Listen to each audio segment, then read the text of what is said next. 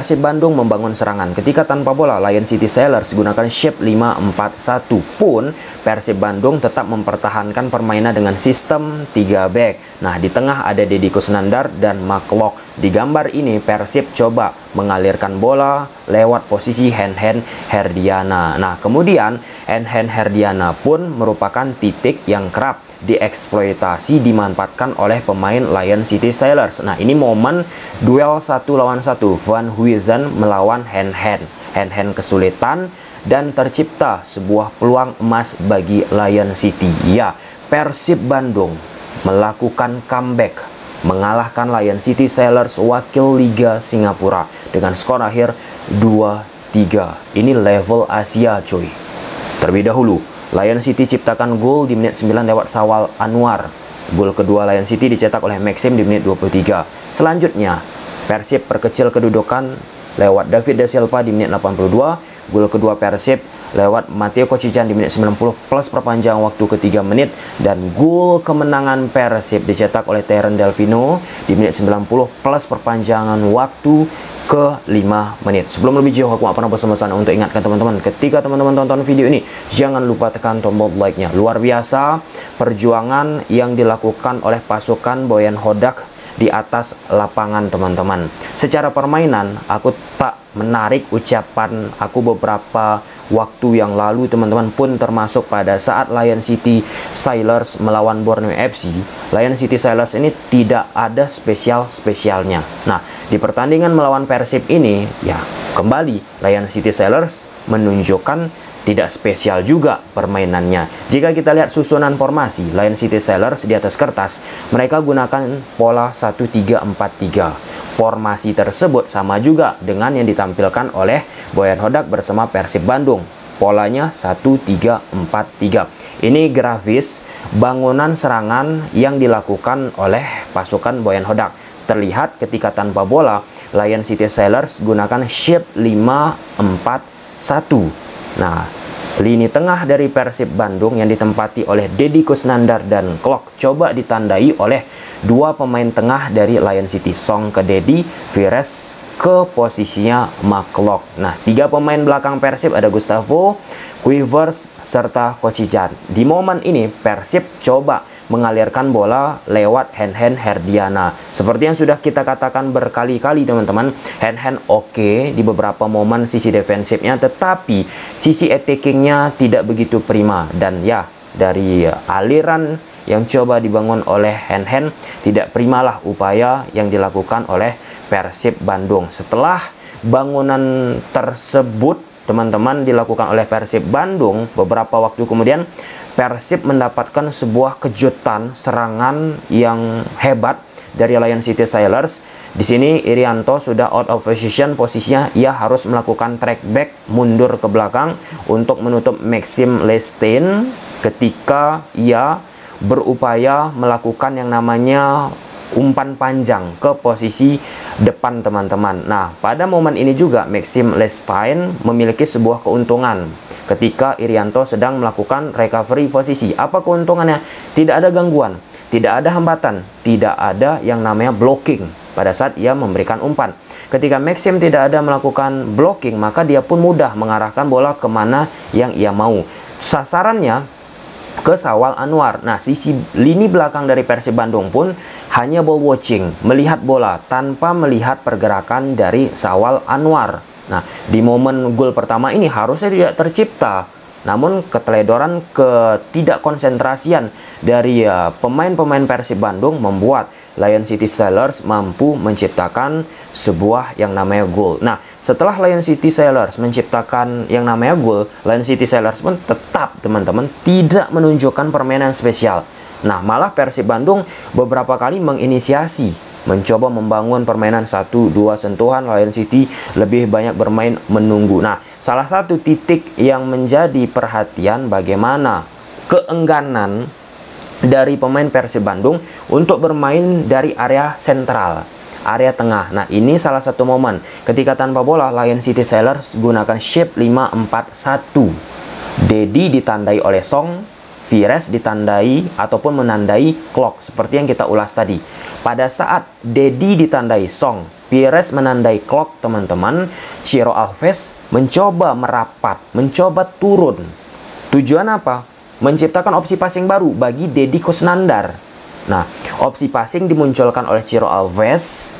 Dengan gesturnya dia sudah meminta bola, teman-teman, menciptakan superioritas 3 versus 2 melawan lini tengah dari Lion City. Pemain Persib kembali melakukan back pass ataupun permainan lewat samping.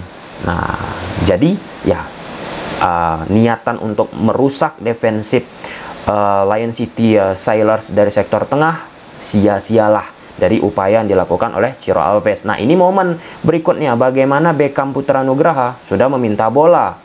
Nah, karena apa? Renggang shape dari 5-4-1 yang dimiliki oleh Lion City dari sektor sentral. Nah, tetapi pemain Persib Bandung lebih memilih untuk bermain dari samping. Yang notabene dengan struktur 5-4-1 yang dilakukan oleh Lion City Sailors yang dibentuk, kelebaran kan coba diantisipasi oleh Lion City.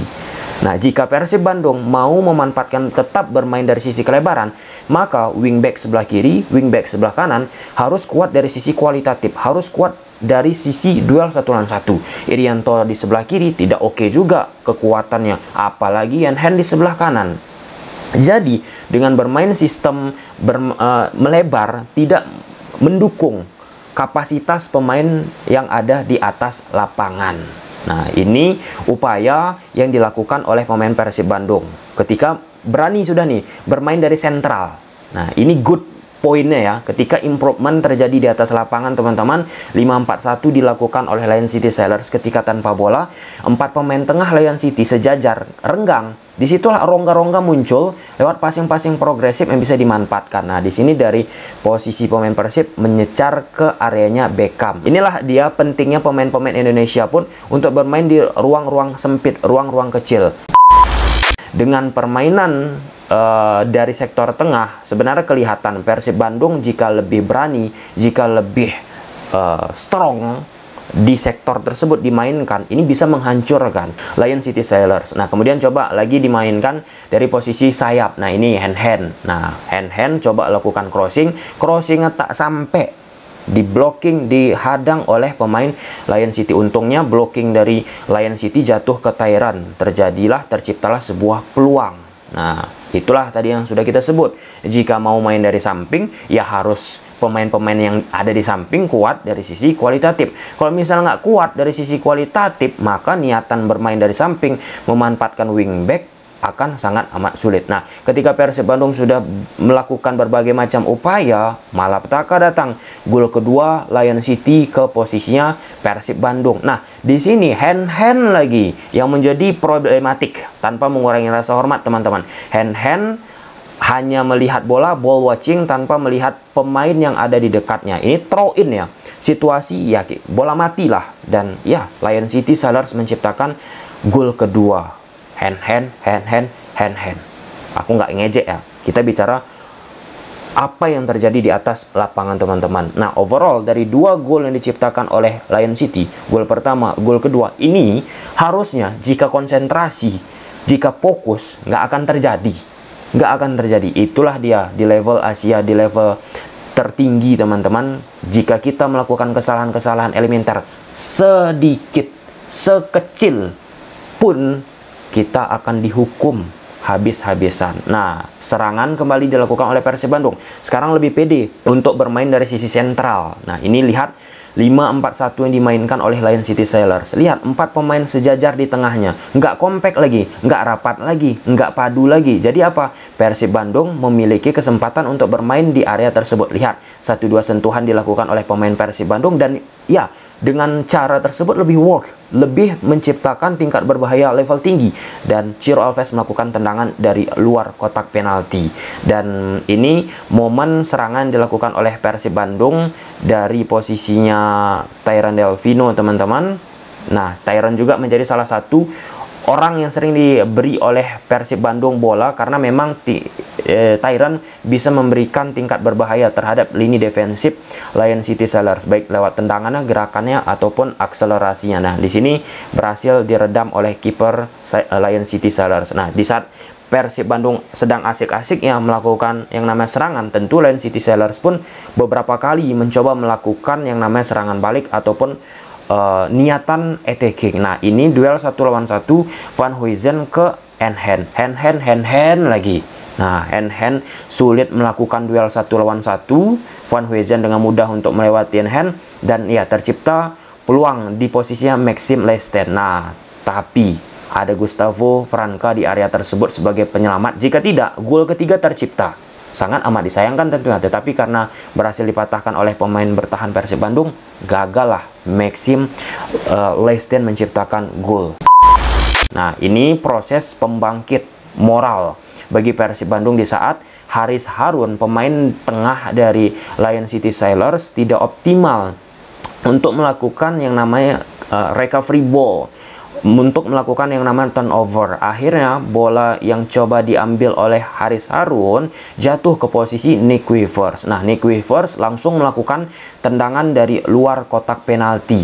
Nah, berhasil disambut reboundnya oleh David Da Silva, tercipta gol 2-1 bagi Persib Bandung. Nah, di edisi lainnya ada satu kesempatan bagi Persib Bandung menciptakan penyama kedudukan lewat Melson. Nah, aksi ataupun orang yang mengambil inisiasi siapa lagi? Nick Weavers. Nah, Nick Weavers melakukan pergerakan dan ia memberikan bola ke posisinya Robbie Darwish. Nah, Robbie Darwish passingnya ataupun crossingnya kali ini sampai ke posisi Melson dan tercipta sebuah gol, tetapi itu dianulir oleh wasit karena ada dorongan. Nah, lihat saja, pertama ada peran Nick Weavers, kemudian gol yang dianulir ke posisi Melson, ada peran lagi Nick Weavers. Ini back loh, back. Nah, ini momen gol penyama kedudukan dari Persib. Kocican ciptakan gol, Melson melakukan yang namanya gerakan akselerasi teman-teman, kemudian memberikan bola tersebut ke Kocican. Kocican memiliki yang namanya space akibat ketidakseimbangan lagi struktur 5-4-1 Lion City. Lihat, 5-4-1 dari Lion City nggak terbentuk secara jelas. Nah, ketika unbalance, ada kesempatan, ada space bagi Kocican untuk menciptakan sebuah yang namanya gol lewat tendangan dari luar kotak penalti. Dan ini gol penentu dari kemenangan ya Persib Bandung berasal again Nick Weavers, pemain belakang. Ia melakukan bypass melewati pemain Lion City Sailors yang berada di sektor tengah menuju Tyrann Delfino. Lion City pemainnya tidak berhasil mem-clearance bola tersebut secara prima, dan Tyrann lewat skill individualnya berhasil menciptakan sebuah gol. Kemenangan yang sangat amat dramatis, merinding, mengagumkan teman-teman, dan ini ya salah satu hal yang membanggakan. Kita nggak melihat klubnya siapa, tetapi ini membawa nama Indonesia. Kesimpulan pertama, Lion City Sailors, aku katakan nggak ada spesialnya. Kemudian kedua, Persib Bandung mengalami yang namanya kehilangan konsentrasi lewat 2 gol ataupun dari proses 2 gol yang diciptakan oleh Lion City Sailors yang harusnya itu tidak berbuah gol. Ketiga, pemain Persib Bandung di beberapa momen sebelum semakin terpuruk, semakin tertinggal, enggan bermain dari sektor sentral. Ketika sudah tertinggal 2-0, baru pede untuk bermain dari sektor sentral. Nah, di sisi ya, itu juga ketika Lion City Sailors sudah menciptakan 2 gol, malah kekompakan tidak terjadi. 5-4-1 yang mereka aplikasikan ketika bertahan. Banyak rongga-rongga muncul. Kemudian yang keempat, pergantian yang dilakukan oleh Coach Boyan Hodak memasukkan Adam Alis, Melson, David Da Silva, itu merubah konstelasi yang dimiliki oleh Persib Bandung, dan itu nyata teman-teman, memberikan impactful terhadap permainan Persib Bandung. Lalu Hen Herdiana menjadi titik lemah.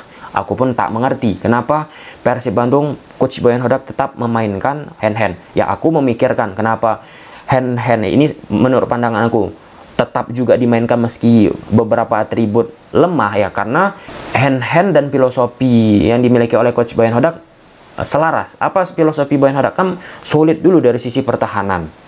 hand kuat dari sisi defensif di beberapa elemen teman-teman, walaupun sempat bocor, tempat bolong teman-teman dieksploitasi oleh lawan, yaitu tadi profiling hand kuat sisi defensifnya. Jadi mengesampingkan dulu posisi attacking. Dan yang terakhir tentu jika kita berbicara di level Asia, maka squad yang dimiliki oleh Persib ini harus tebal. Banyak pemain-pemain tumbang, banyak pemain-pemain cedera, dan itu sangat amat mengkhawatirkan. Bukan hanya Persib Bandung, ini untuk pembelajaran bagi klub-klub kita di masa yang akan datang. Gimana menurut teman-teman? Silahkan tulis di kolom komentar. Bye.